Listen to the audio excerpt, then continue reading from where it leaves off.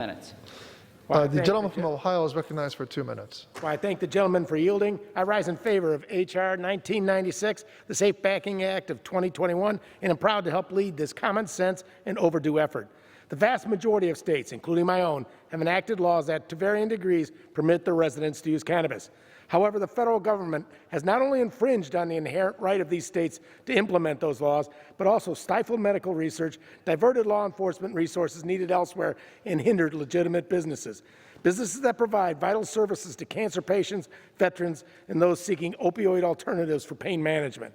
Because of the federal interference in this arena, cannabis companies are not afforded the same access to financial services as every other legal business in our country.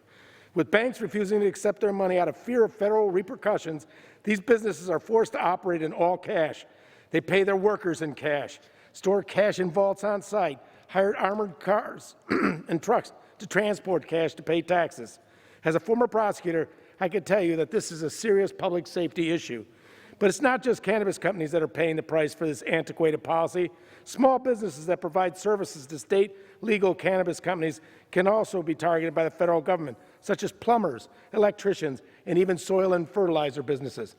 Regardless of where you stand on the legality of cannabis, I think we can all agree it shouldn't be that hard to sell a bag of dirt. At a time when small businesses are just beginning to recover from the economic destruction caused by COVID-19, the federal government should be supporting them, not standing in their way. Congress must provide financial certainty to these businesses and safety to their employees. Many of my colleagues have shied away from this issue because they're under the impression that it doesn't impact their constituents. But as I've outlined here today, it most certainly does. The American people across a majority of states, both red and blue, have voted to enact sensible cannabis reforms. I encourage all my colleagues to respect the will of their constituents and the rights of their states and begin engaging on these reforms. It's past time we address the antiquated cannabis policies and remove unnecessary red tape. I strongly urge my colleagues on both sides of the aisle to vote in favor of the Safe Banking Act so we can take a step in that direction. The federal government can no longer afford to fail on an issue that all of our states have taken a lead on. Thank you. I yield back.